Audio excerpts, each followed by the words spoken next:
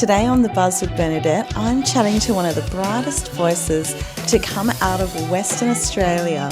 You know her from Australian Idol, where she absolutely wowed the judges and the entire country with that powerhouse voice. She's now gearing up to release a brand new single and perform live at Telethon Perth, continuing to prove she's not just an Idol contestant. She's an artist with serious staying power. Now let's welcome Gisella Colletti. Well, welcome, Gisella. Hi. Welcome to The Buzz with Bernadette. I'm so excited to have you on today. I'm so excited to be here. Oh my God, it's fantastic. And we're in pink surroundings. You've dressed appropriately. I know you love pink. I love pink too. It's my favourite colour. It's fantastic. And it's like we're both dressed for spring today, which is really beautiful. Spring is my favourite. Time of the year. Summer. Yeah, I do not thrive in winter.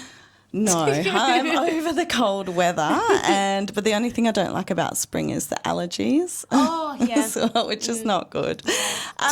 Now, let's reminisce back to, I remember you, the first time I ever saw you sing was at the Hyde Park Festival here in Perth. And it was a singing competition, and I was like, oh my God, you have got the best voice that I've ever heard. And I know we've got very similar taste in music, but we'll get onto that later. And I was lucky enough to be one of the judges that day for that competition. And yes, I very much put my very strong opinions forth that you had to win.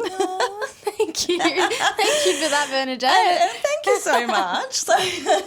And since then, I've just seen you thrive. And then so when I saw you actually on Australian Idol, I was like, oh, my God, this is fantastic. And you had so many Perth supporters. So tell me what your journey's been like, from your times, how did you get started? How did you feel entering, the smaller competitions to where you've come now? Yeah, well, I mean, I've always enjoyed singing. I've sort of worked myself up to, the next big thing, and I guess I've always enjoyed singing. I started really young. I had been singing since I was 5, but I only started lessons when I was 7 years old, and then I kind of just knew that it was the path that I wanted to take, and I just knew that it was something that I loved with all my heart, and I got into competitions because I knew that I had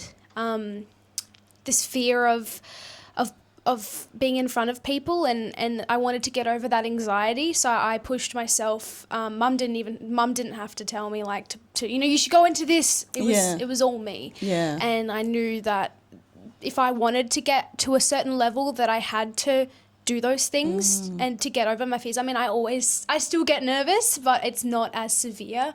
It doesn't affect me as much as it did before. I think it's one of those things if you have that fear before you go on stage, then if you use it the right way, it can boost you a little bit, because if you're not scared, then maybe you don't. It's almost like you don't care enough, so it's good to have that little bit of fear. Yeah, and nerves can be a good thing as well, because even I remember when I was doing Idol, Marsha Hines said to me, I said, how do you not get nervous? I remember we were doing a rehearsal for something, and she was there, and I was like, how do you not get nervous? And she's like, oh, honey, I do get nervous.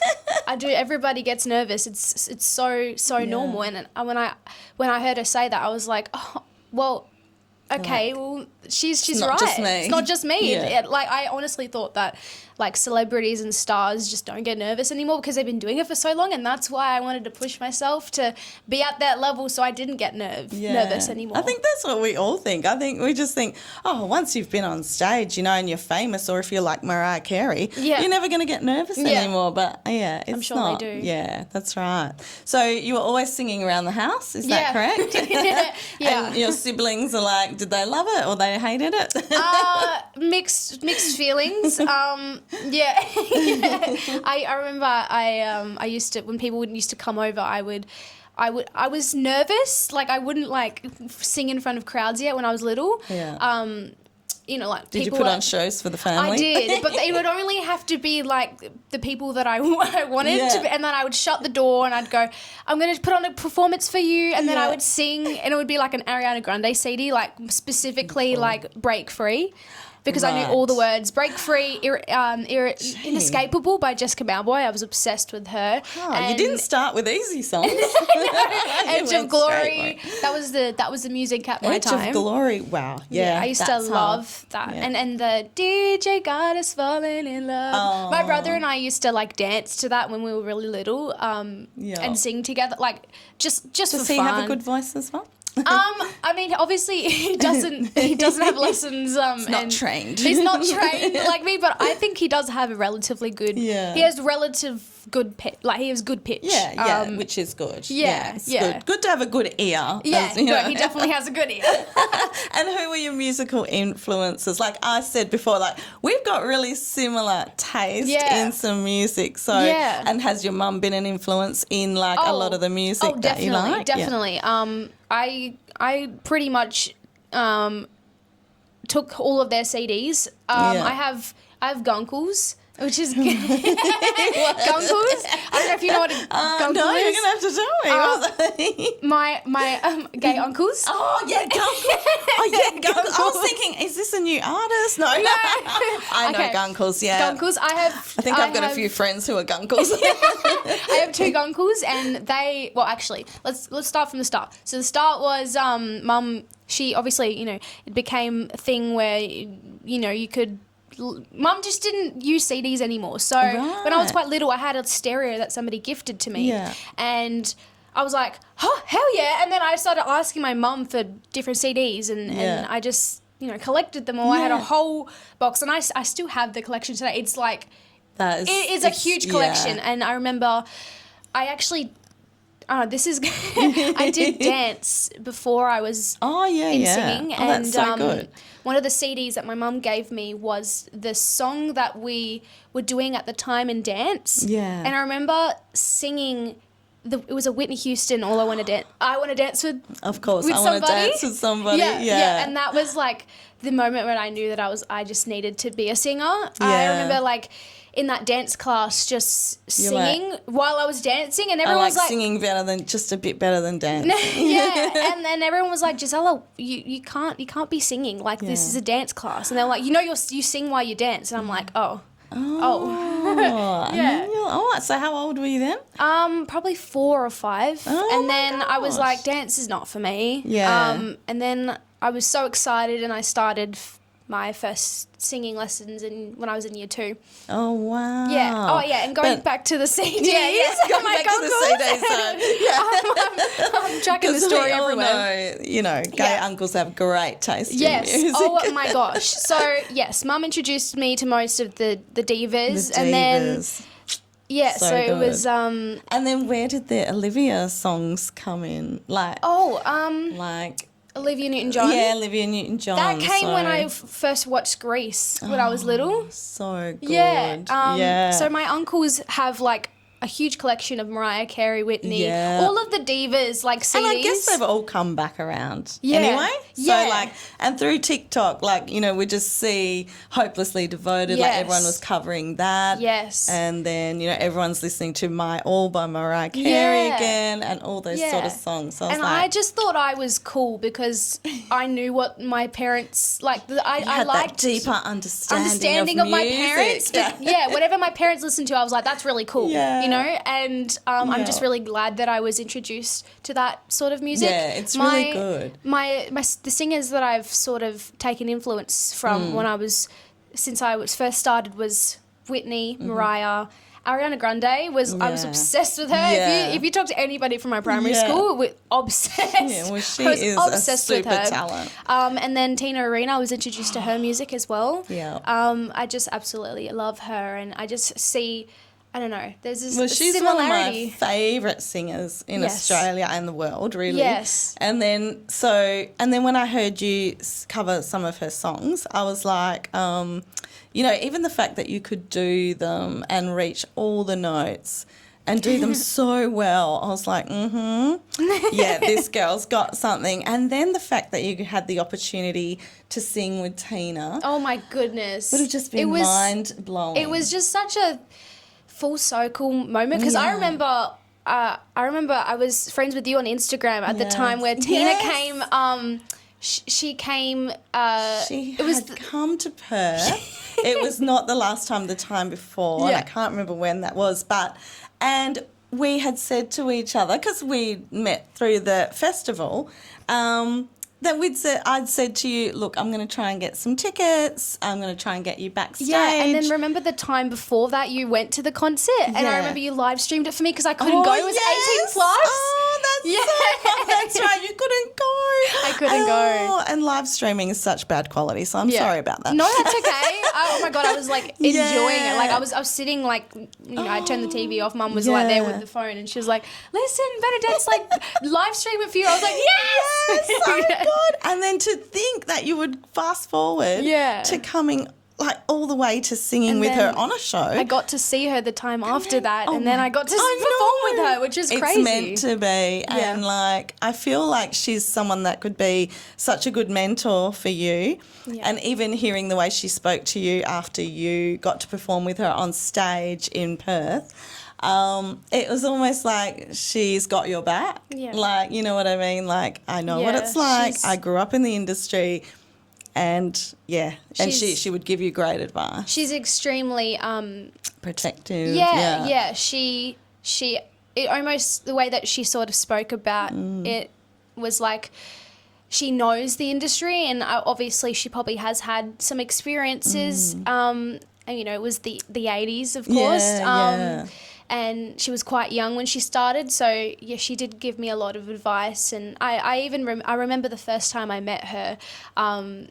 She was just, I said to her, I manifested this, right? I manifested meeting you. And she was like, well, thank God you manifested it. She's like, I'm so glad you manifested it because I'm really excited. I've been, like, she said, I've watched your performances, and she said, like, she was really nice. So true. Now, let's talk about manifestation because, like, some people believe in it, some people don't believe it. I'm a big believer in manifestation, and even just speaking it out loud, imagining it, writing it down, whatever you have to do. So you do sort of use manifestation? I sort of do. It's got to start somewhere, right? Yeah. Like the idea has to start somewhere. I forgot what I was going to say about manifestation. I do, and I also pray as well. I'm not like a top in religious, but I do believe. I have this connection with my mom's dad, my nonno, and I knew that he kind of was there the entire process of Idol. Every time I perform, I'm like pray to him and say, please help me do well. And it started from when I first did he passed away a few weeks before I was going to do my comps, my first over competitions, and I was like, I'm going to do this for you. Wow. And I prayed to him, and I won all my competitions. It was my first time competing. That is amazing. Well, even the fact that you open up, the lines of, asking for guidance and help is, I think, just something that's really big and really positive. And, helps you remain focused to where you're going. And it's such a lovely thing to do. And I know we might not be overly religious people, but it doesn't mean we can't pray, ask for help and guidance, and in some way that's kind of I definitely believe that there is something there. Yeah, absolutely. Absolutely. I think that's actually so beautiful. So let's go. Now, is there any songs that you've ever found a little bit intimidating? I can't imagine you would. But is there anything that, you've sort of thought, I'm working on that song and it's a little bit tricky, but I'm going to perfect it one day? Oh, my God. There's always been... Okay, well, I've always had situations like that. It's become a lot easier now that I have proper technique and training with my vocal teacher, Danielle. Before, I remember it was all, like, at the time that... I think it was before you met me, I would always teach myself. I mean, I had lessons at the time, but I would always sort of teach myself because at the time, I guess the person that was helping me with that couldn't really give me what I needed. Further. Couldn't really give me what I needed to make me go further, I guess. That's right. So I would always try and figure out songs by practicing. I was big on practicing. Yeah. But as I've gotten more experienced and I've had more training with Danielle, I've found, I always thought that if you couldn't sing something, you couldn't sing it. Yeah. Which is it's such a lie. It's good to know. So it's like, is it like a muscle, like if you keep working on it? Well, the thing is, it's with singing, it's with technique. There's certain ways that you can reach notes by what's it called? Like, technique. Technique, breathing, everything goes hand in hand. Well, there's certain ways, like with I'm gonna say defying gravity as an example. Wow. As an example, Idina Menzel, the way that she sings Defying Gravity, as amazing as she is, when she would sing on Broadway, she would only belt the song. So she would just go full chest belt. And a lot of the times when you go full chest belt, it's very, very in the musical theatre world that people use belt. But not always the right way to approach a note. Yeah. But when you look at Cynthia Erivo, the way that she sings and the way that she does that note, she uses a mixed belt, which is a mix between head and chest belt. Oh, wow, there's so much technicality. It's very technical things to learn. If you can't, obviously, I'm not. And that's why I think as we grow and learn and develop, like, you obviously had somebody before helping you, but then you get to a different stage, different level, and then you have to grow and pivot and go to somebody else. You start to learn how your voice works and the different ways that you can approach things. Yeah. And I know for boys, obviously, maturity, is something. Is that the same for girls? Like, do our voices change? Yeah, well, to a point. Yes, girls' voices do change. It's not as significant as boys because I'm pretty, like, I mean, obviously I'm not as technical as my teacher is, but I know that they go down a whole octave. Yeah, right. So young boys start. They kind of had the same voices as girls do. It's the Italian thing, talking. And then as they obviously mature and get older, then their voice starts to drop. Yeah. And that's. And then you also boys have to learn how their voice works again. So it's quite. I mean, it's not hard unless you have a good teacher that'll help you. That's right. Yeah, it's all important. It's always about the teacher. And did you have any people that doubted your dream when it's hard sometimes to stay focused and what you want. And it happens honestly to all of us in every industry, no matter what it is. Yeah. I can even speak personally, modelling. Yes. It's like I've said, I'm going to model until I'm 99.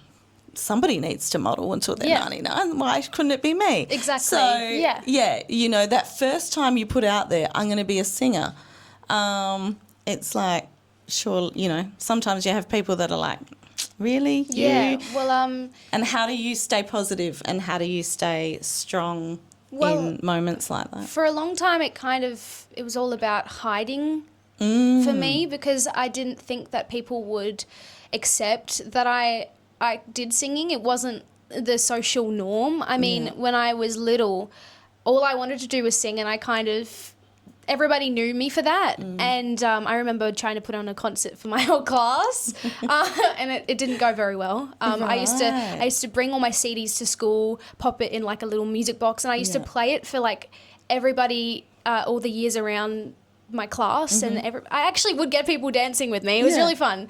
But the particular people in my year, I couldn't really connect with them because they didn't share the same interest with me, so they didn't really get me, and that was quite hard because I didn't have anybody else that I could relate to, and that was quite difficult because I couldn't share what I loved, my joy with anybody else. But then cut to you being on a show. Yeah, and then and honestly, you looked like you had so much support, and which then was lovely. I started to work on myself, and I started to get more confident, and started to meet people in an industry that do love and accept me for what I do, and obviously it went to me where I am now. And, and sometimes the more confidence you have in yourself, then people start seeing you as that person that you want to be seen as, because it's very difficult in the beginning because, you're still a bit like shaky or, and probably not confident because you haven't proved it to yourself yet. But once you do. It was all about proving. I've always had to prove that I was good enough to be where I am anywhere. I've always had to do things the hard way. I've always had to work towards people accepting me. Yeah, well, maybe this girl does have something. It's always been like that my whole life. The best way I think to it is be. the best way to learn, way. though. If you keep getting things handed to you, then you don't really learn anything. That's right. And I'm just glad that it did happen that way, because it has really motivated me to do more and be my authentic self and keep pushing at what I love. Yeah, exactly. And you have a better appreciation when you start at the bottom, or you have to work harder.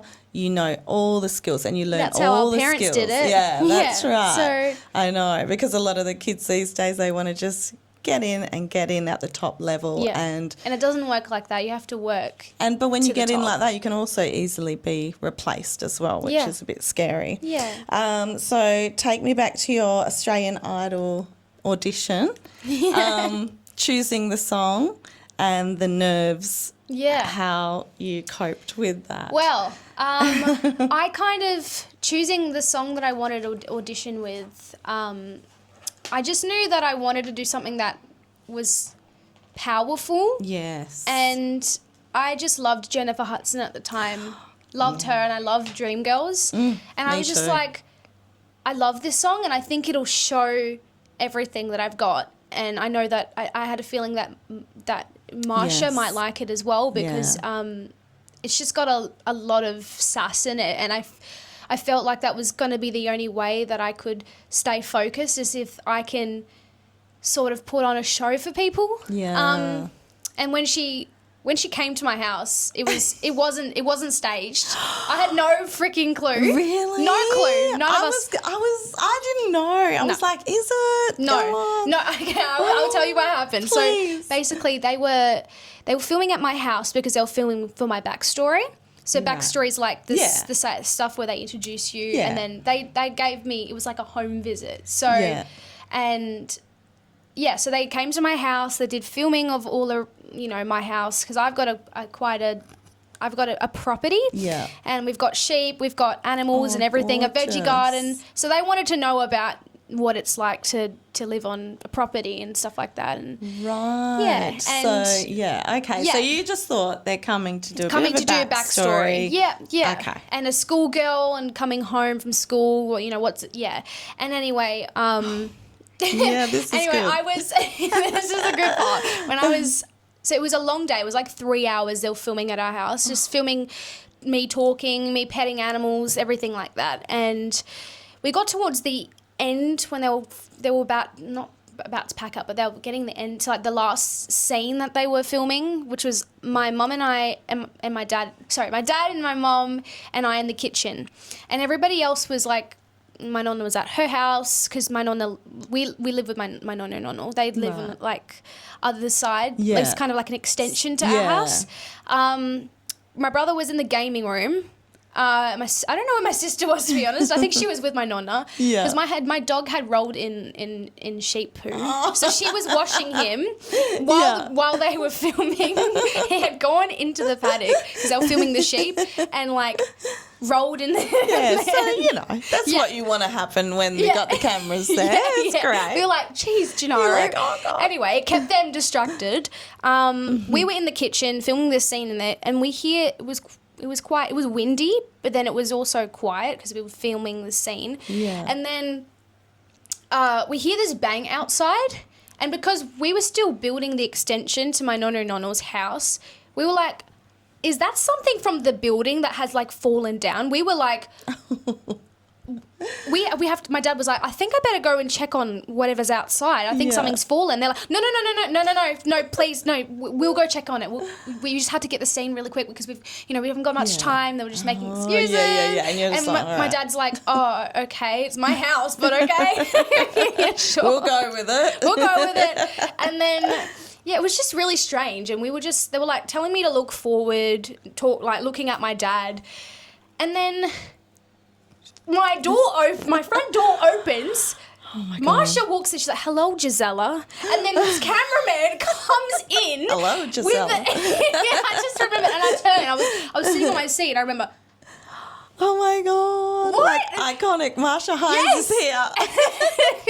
And then this camera crew comes from the side, comes following Marsha, and were you just like, like? I bursted out crying. Oh my God, I bursted out crying. It was so. It was just my dad started crying. She's like, "Oh, Marsha's here." My dad's a crybaby. I love him. She is just like an angel. I love her so much. Yeah. And she was just like, "Hello, Gisella." It was so funny. And then they had to film the scene again. Oh. So they filmed it again of her walking in because they have to have like 2 shots. Oh, from behind and the or other they just way. have to have 2 shots in case for editing purposes. Okay, so I was like, we just have this amazing moment. Now be an actress. I didn't think. Technically, I kind of signed up for it because it's a TV show, but that's right. Yeah, but that was definitely not staged. Wow. And then she was just basically like, so you're going to be doing your audition tonight. So, and I was like, tonight? Are you kidding? So what do? Do you quickly grab some hot water and honey and lemon? I was so dehydrated that day. Oh my God. I'm surprised I even made it through my audition. I was sitting backstage just lying like half dead. My dad's like, "You need like a hydrolyte or something." I'm like, "Well, it's too late for a hydrolyte now. I'm about to go on stage." But anyway, we were at home and they had left. They were like, yeah, that loud bang was Marsha's car. It was her car. What? So it was her like limo or something. And the door had slammed. And that's what the noise was. Gosh. And she should have been a Hummer or something. yeah. And she was like, I don't know if you saw on that episode, she was with the sheep, and that's what they were doing in between before they were like, okay, you got to go inside now. And yeah, so she basically told me like, you've got to do your audition tonight at my concert. I'm like, oh my God, this is cool, but I'm also freaked out because like this is really on the spot. And I had a dress. And I was like, okay, I had to chuck this dress on. I had to like quickly fix my hair. My makeup was all off because it was a hot day. I just get in the car. And off you go. Yeah. And then an hour, I had like 1 hour to get ready. Just straight in the car to the Crown. Do you prefer that? Because like with nerves and that, would you prefer like a quick, we're performing now, and then you don't have time to get nervous? So that works for me. I think I like to be prepared to be honest, because if somebody said like, oh, Gisella, like you should sing this, I don't know, AC/DC song and it'll be tomorrow, I'd be like, I don't know if I can do that. You want to prepare for that one. Yeah. Wow. So that's how it happened. You know how many great stories you've already got to tell one day your children and your grandchildren. Oh my God, you've I already never thought about that.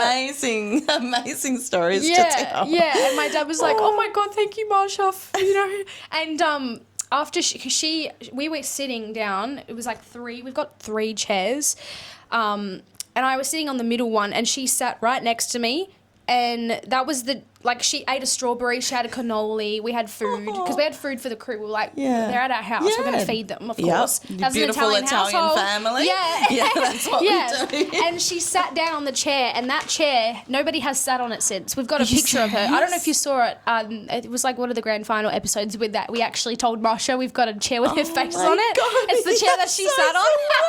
I love this. Yeah. And that will go into a museum one day, I'm sure. Hopefully. Your home museum. My home museum. Nobody has ever sat on it since. I was like, nobody's sitting on that chair. That's Marsha's chair. Amazing. It's got her my DNA God. on And it. cover it in Glad wrap as well, just in case.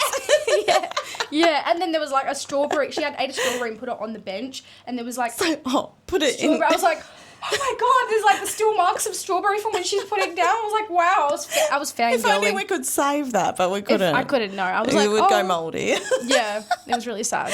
No, But she loved the cannolis. That's so good. Who wouldn't? Who helped keep you grounded during the whole process?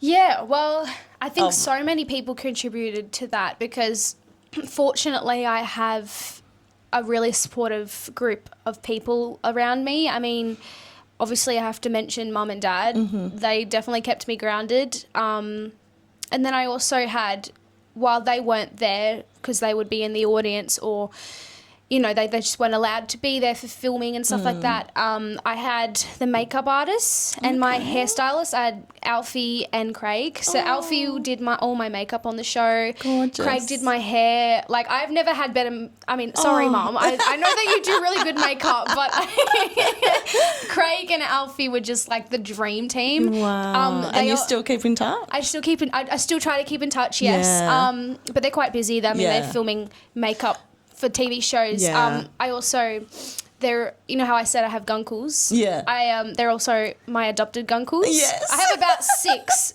adopted gunkles. Wow, that is so good. The And more, the better. Yes, I remember when I got out. Well, it was top 3, and I knew that I was going to be out anyway. I just had sensed it, and it was fine. I was like, at least I don't have to do this. I was happy at where I was, and I was just happy to be in top 3. It was just such a joy to be there. And I just remember when you get out, you have to go to the psych straight away because they got to check up, make sure you're okay and stuff like that. And they were like, good. That's good. Yeah, one of the producers said to Mum, do you want to, if they have to, if Gisella gets out, do you want to be there in the room to make sure she's okay? Mum's like, nah, just send Craig and Elfie in there, she'll be fine. That's right. Because I think, your makeup artist, your hair person, it always ends up being your side. Yeah, and then they came into the room after like, Giselle, you did so well. And I was like, oh my God. That is amazing.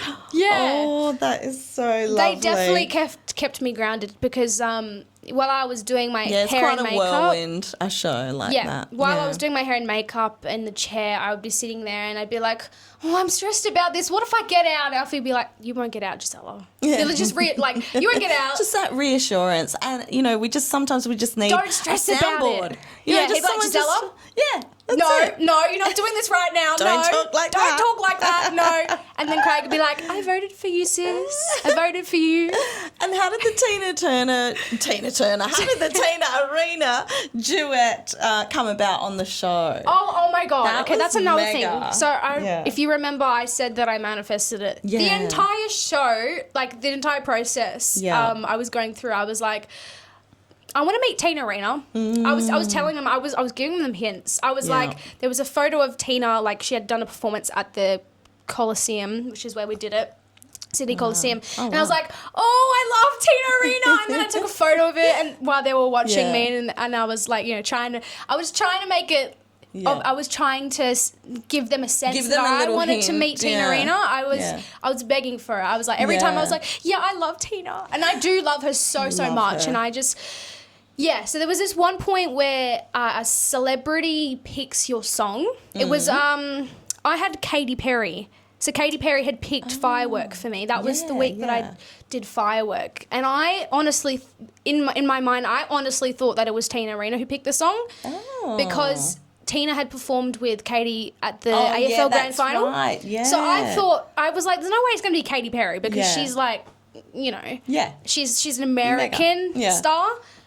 And I was just like, I really hope it's Tina Arena. Yeah. I really hope it's Tina. Yeah. I was telling the producers, the music producers. We're turning down an American star for Tina Arena. I was like, I don't really want Katy. Obviously, I love Katy, but I was like, I love Tina. She's just close to home, And then when I found out it wasn't her, I was like, oh, that's really sad. I was really betting on that. Yeah. And then it was Katy Perry, and I was like, I love Katy Perry too. Yeah. But I was like, I really wanted Tina. I And then know. we got further. I still tried to give them hints here and then that I wanted to meet her. Yeah. And then it got to top 3.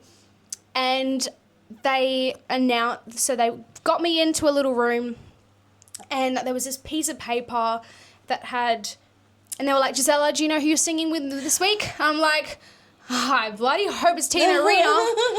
And they pulled the card and I was like, yes, Tina. Oh my God.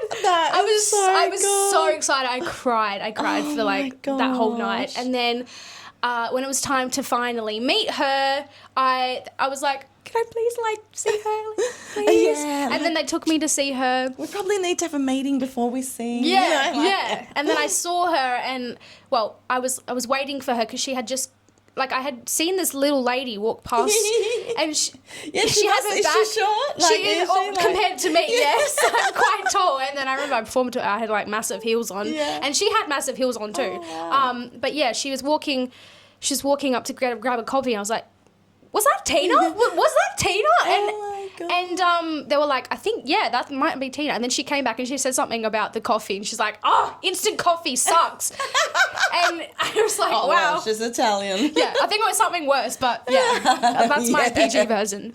Yeah. And I was like, oh my gosh, she's literally an icon. And I'm standing right in front of her. She's amazing. And that's when I told her that I manifested it. She's like, well, I'm glad you manifested this.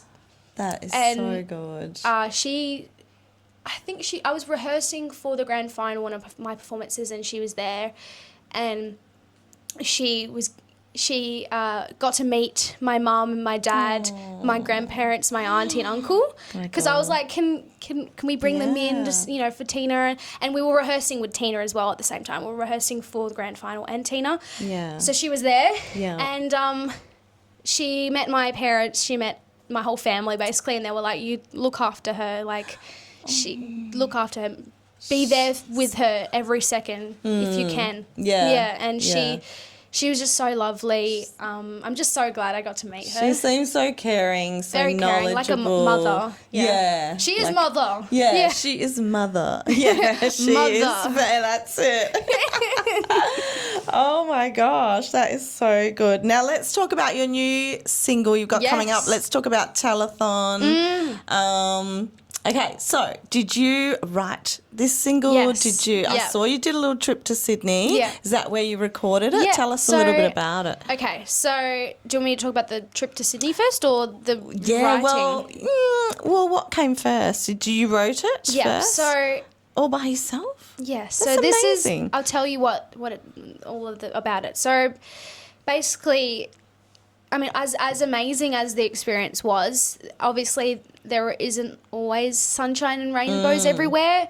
And as everybody probably was on the show, I know that girls are more of a target. I don't know why, but it is. But I was a target of cyberbullying. Oh, of course. And it was quite yeah. hard because I didn't really know how to process it because I hadn't really experienced it at an extreme level. When you put yourself out there, it's going to happen. And it's a horrible thing. I don't understand why it has to Yeah, I know. happen, but Yeah. people just can't be happy for other people, or they just, I just don't know why. Or but people I want couldn't- attention and Yeah, and it was mainly people on Facebook. I don't know. Yeah. It was everywhere, but it was mainly on Facebook. So I would always go on Facebook and check to see what it became an obsession for me. Right. That my dad literally had to take my phone off me. Yeah. At night because I would just stay up all night. Yeah. And I had to go the next morning at 8:00, and I'd be up all night reading comments about me. Really? Nasty ones, good ones, and I'd Yeah. outweigh the bad Yeah. to the good. So I started doubting myself. That's- yeah. And when my dad would take my phone, I'd had my iPad. So I would use my iPad and look at it. So I was completely addicted to what people thought of me, and it was quite difficult. And then I started doubting myself when I would watch everybody else, and I was like, am I really good enough to be here? Like, am I meant to be here? Like, it started to get like that, and it was quite hard on my mental health. mental health. And I sort of, towards the end, I started to not look at it. And then I did a post on social media to spread awareness about the dangers of social media. And if I didn't have the support system around me at the time, I just can't imagine somebody else who doesn't have that support and the way that might affect that person. I just don't think people realise that there's another person on the other line watching at all times. No. And I just couldn't. People just said the nastiest things ever. Like someone said something about how I have no humility. And that really, really hurt my feelings because I was like, you don't know me personally. Don't know you. And I really, it started to affect me and I started feeling so, I just can't even explain it, but It's draining. It was draining. It's taxing, and you almost take responsibility for every single person's thoughts. And there's I just thousands. couldn't imagine. I couldn't see. I didn't know. I'm trying to put it into words. I didn't know. You can see it affects you so greatly. I didn't know why they would say those things, No, and no. I had to be like, is there a reason why they're saying this? and Am I doing something wrong for them to pick up on it? Yeah. And I was trying to be as cautious as I can about everything that I did, and then I got to the end and flew back home. I mean, I was happy that I was at home because I was still in this high of, I was just on a TV show. It was really fun. I was with my friends. They were happy to see me. And then I had a little break because it was holidays at the time that I got back. And then the school week that I had to come back to school was quite hard. It was, for months, it was horrible. Really? Horrible. It was just an awful time. And there was these emotions that I couldn't process because I had never felt them before. And it kind of felt like a dark cloud. Yeah. And I'm usually a happy, jolly person, so it was really hard for me to and you just had some of the best experiences of your life. And then to have it contrasted with just such a darkness. Yeah. It's really... And I think it's because I didn't have enough time while I was there to process what had actually happened to me. Yeah. And all of the things, like the little things that would happen on the show and then the social media stuff. Yeah. It was very hard. Yeah. And I can't imagine somebody else doing that alone. Even though I had the support around me, it was still hard to go to people and say, I have these feelings, but I don't know how I can fix them. And I just remember it being like hell at home, especially for my parents because they didn't know how to manage. It's so hard knowing how to navigate like somebody who feel these feelings and other people's perception of you. It And just didn't. They bullying. Didn't know how to cope with what I was feeling, so I was taking it out on the wrong people, supposed to be the people that love me the most. And then I mean, I got help on Idol, and I said that I did that social media post. I had got a message on Facebook from an old teacher of mine from my primary school, and she had said, we do fundraising for Dolly's Dream, and there's a WA, they're the WA branch of Dolly's Dream. And I remember thinking, and I was like, I think that would be something interesting to have a look at. But I had already obviously got distracted because I was on the show and stuff like that. And then when I got back to Perth, and I was with my auntie, and we were sitting down, I was reading through comments of that post that I had done that was to spread awareness about the dangers of social media and to be people, a message to people to be more kinder to people online. And I remember I thought about that message that I had got, and I had read through, and I was like, Dolly's Dream is a charity. And I was like, that charity aligns with what I'd just gone through, and I think it might be quite special if I can be a part of it. So I phoned her up and I was like, how can I get involved? Dolly's Dream to give more insight about what it's about, is it was founded by Kate Everett and Tick Everett, which they're the parents of Dolly Everett. And Dolly sadly passed away from suicide. From bullying. I think she was bullied and cyberbullied online. And it's just horrible to hear about kids and people going through that sort of stuff. And that's why they founded Dolly's Dream, the charity, and they now have helplines for kids and for parents, and they also run workshops around schools to spread awareness of the dangers that it can do to people's minds. And it's not all just about the suicide, it's also about the awareness, making kids aware of what they do and what they can say online and to people can be extremely hurtful, and it can lead to, you know, the extremes of the worst kind. The worst kind. And I knew that charity was something that I wanted to be a part of, and I am now a champion.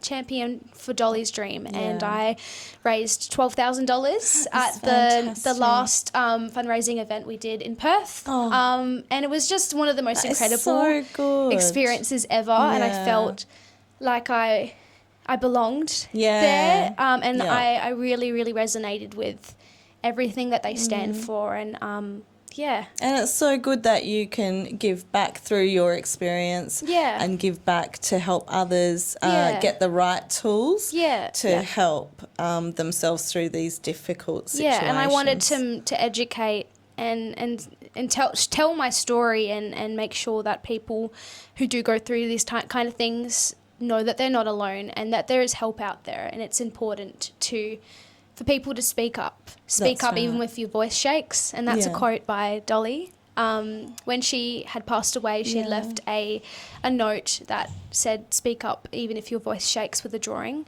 And I think that's really significant. And that is beautiful. That's so good. And then everything started to feel a lot better, and then I started to process what had actually happened. I've come to terms with everything, and I had written Good Enough, which is about that whole experience. It was about the experience of the show and how I went through a lot of problems mentally. And the song talks about the experiences on the talks about the experiences on the show, and it talks about my experiences with cyberbullying and how it affected me, and it also affected the way that I saw myself as a performer, as a singer. And I think it sounds like it'll be a song that even will be helpful for others. I wrote the song initially for myself, but then I realised that I think this might actually help other people as well. Everybody goes through... Because everybody goes through a sense or a bit of, cyberbullying, bullying in real life. I think and it's feeling really like quite they're not relatable. good enough in their situations. It could, for me it was obviously I felt like I just wasn't good enough to be where I was, even though I had the success of going through and of such a big major platform. Such a big platform. I'm so grateful for it. And then the end of the song comes to conclusion that I don't need don't need anybody's validation. I know that I'm good enough. That's right. And that took me such a long time to come to terms with that I know that I'm good enough to be here. And that's kind of what the song talks about, and I hope that it can help other people as well. Yeah, I think it sounds like it will. And it would have been healthy as well for you to get that out and onto paper. Yeah, and that was quite therapeutic. Yeah, it was my first time songwriting, so it was quite special that was the first song that I had ever written, and then recorded in Sydney at Studio 301 with apologies, Audius, who did my beat. Simon did all the vocals. He's worked with. Audius had worked with like Delta Goodrum and things like that. Wow. Simon had worked with Justin Bieber. Like He worked on Love Yourself, Oh, wow. Justin Bieber. So they were both incredible to Fantastic. work with, and Gee. it was just amazing. I had a lot of creative control of it because it was my song, and I had written it myself. So whenever we were whenever we were recording, like I would go, Simon, I want to do a harmony here. And he was like, yeah, put it in, let's do it. And it was like I felt like I was in control, and how long it was does my it take? little baby. Yeah, it's your first little baby. How long does it take to get a song actually to record it? From woe to go. Yeah, well, I don't know if this is the same thing for everybody, but when I write, usually I'm going to talk about the songwriting process first. When you can't really just sit down and go, I'm going to write a song. No, like, I think writing is, it that's just has to something come quite to you. personal. But like recording a song, how long does that take? Yeah, recording a song, it'll take a while. It depends on how long depends on your communication, I guess. Yeah, and how efficient you are at doing things. Yeah, I recorded the song in Sydney. I recorded the beat first, and that was a whole day. I did the music, the vocals, and then some extra music the next day. So it was 2 full days to do the beat and the vocals. Mm-hmm. And then once we got that back, which is an unmastered version, I was like, there still needs to be something there that needs to make it pop, because what I had originally given to Audius wasn't necessarily pop, but I didn't really know how to fix it to make it sound more like a pop song. Yeah. And so I had to go back and go, hey, I would like this, I would like Do that. some refining. I would love you to refine it in this way. Yeah. And then that would take a couple weeks, I think, wow. or maybe a week. Yeah. Because obviously they're busy as well. Yeah. And then the whole mastering and mixing process is probably 2 to 3 weeks. Oh, wow. So, yeah. Okay, so it takes some time. It does take some time. Yeah. It was kind of a rush process for me because obviously I'm singing it on telethon as well, so we needed it ready. We needed the song to be sent in to telethon. It's going to be so exciting. So no one's heard the song yet?